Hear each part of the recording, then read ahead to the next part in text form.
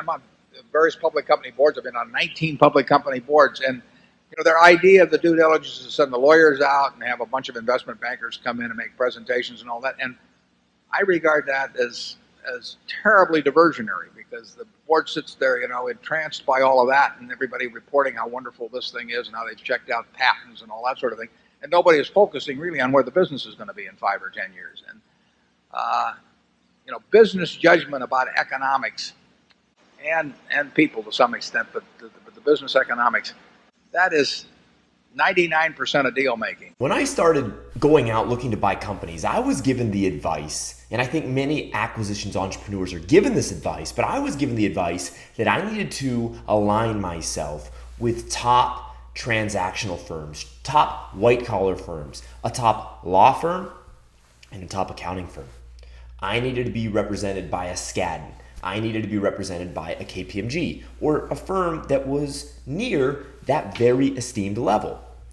Well, I did that, and I've talked about in other videos why I don't believe that's been successful. We'll talk about that more in this video, but actually I wanted in this video to share a clip that Warren Buffett and Charlie Munger, his business partner, and Warren and Charlie are worth a combined $65+ billion, so I think their advice is worth listening to when it comes to investment and allocating capital and buying companies.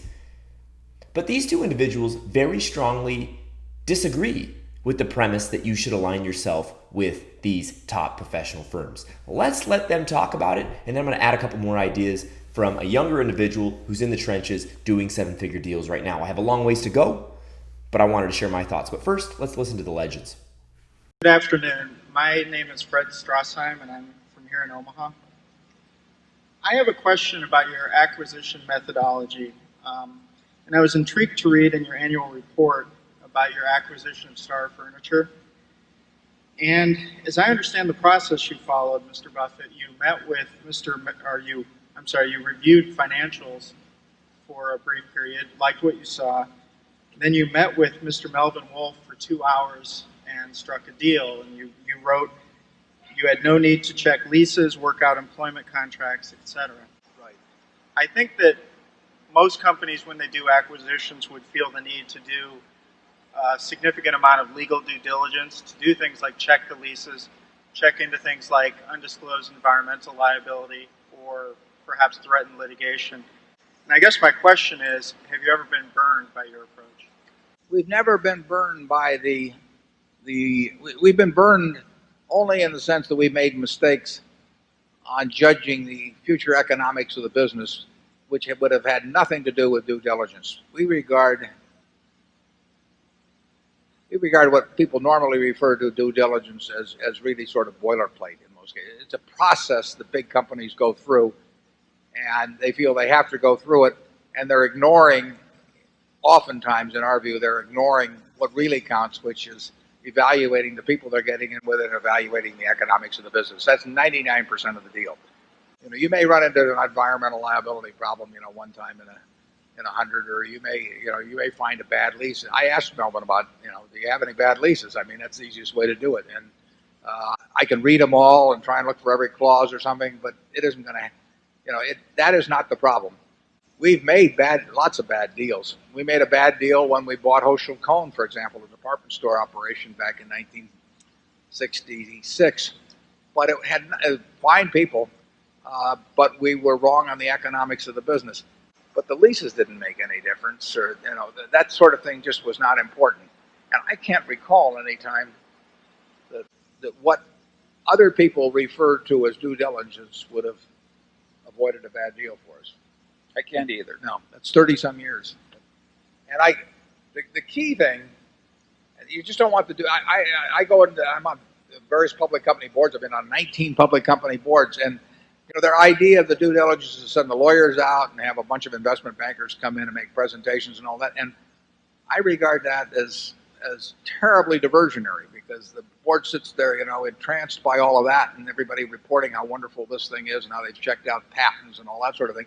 And nobody is focusing really on where the business is going to be in 5 or 10 years. And business judgment about economics and people to some extent, but the business economics, that is 99% of deal making, and the rest People may do it for their protection. I think too often they do it as a crutch, just to go through with the deal that they want to go through with anyway. And of course, all the professionals know that. So believe me, they come back with the diligence, whether due or not. And we are not big fans of that. We have, I don't know how many deals we've made over the years, but I cannot think of anything that traditional due diligence has had a thing to do with. And No, we've had surprises on the favorable side yeah, a couple of times. That is true. That is true. The kind of people that we've generally dealt with have usually told us the bad things first and good things after we made the deal.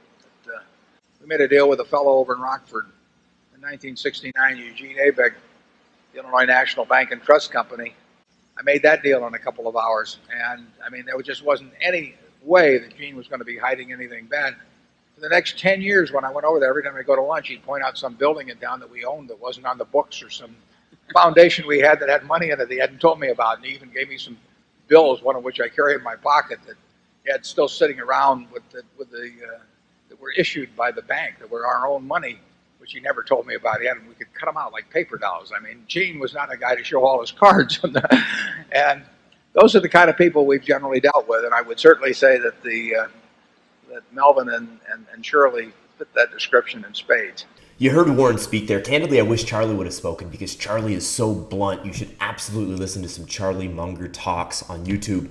But in any event, it's pretty clear that what these individuals look for, these multi-billionaires, what they're looking for is economic successes in the marketplace. And specifically, businesses that they perceive to be on the rise, businesses that they project will increase in value, where the demand will increase, where they don't have strong competition, businesses that can really thrive in the coming years and even decades.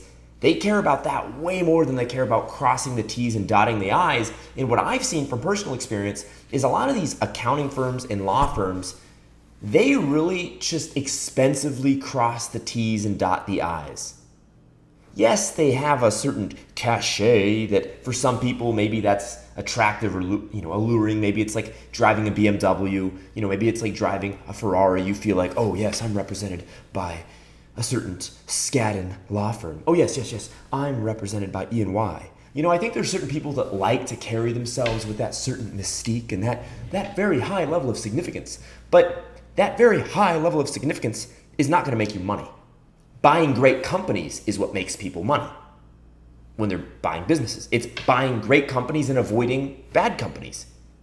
And so to me, I sincerely believe that the white-collar professional firms don't really hold their weight.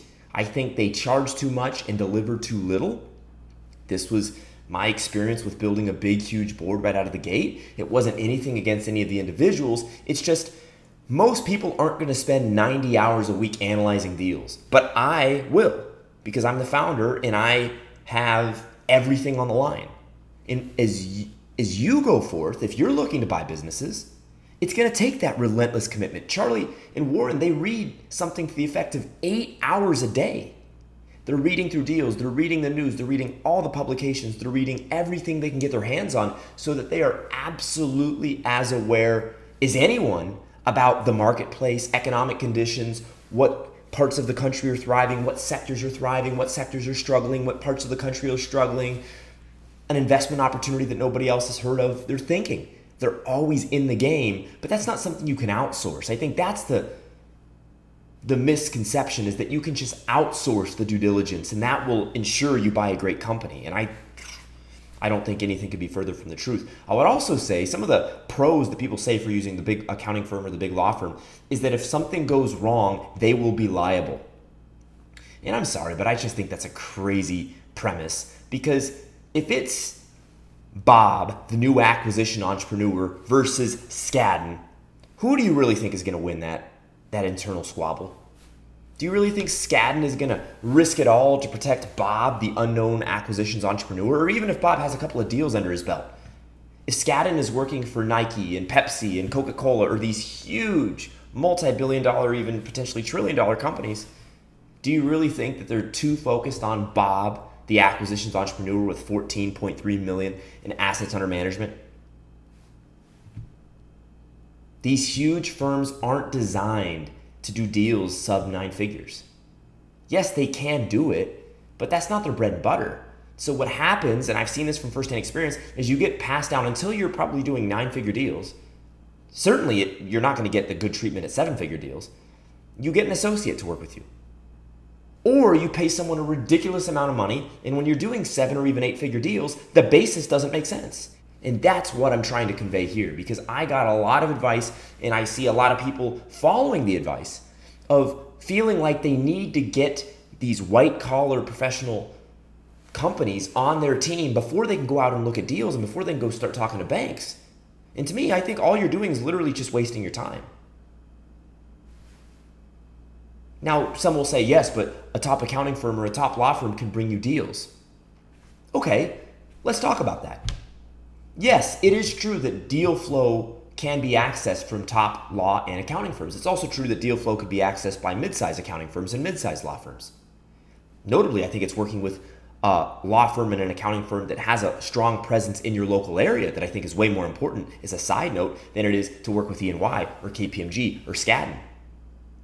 But irrespective of all of that, if you expect your law firm or your accounting firm before you've ever paid them a nickel, before you've ever proven yourself as a deal maker, and before you've really ever done a thing to just start giving you the best of the best of the best of their deals, you have another thing coming. Your first deal or two will not be given on a silver platter. Your first deal will not be given on a silver platter. Why? Because you're inexperienced. You don't have a track record.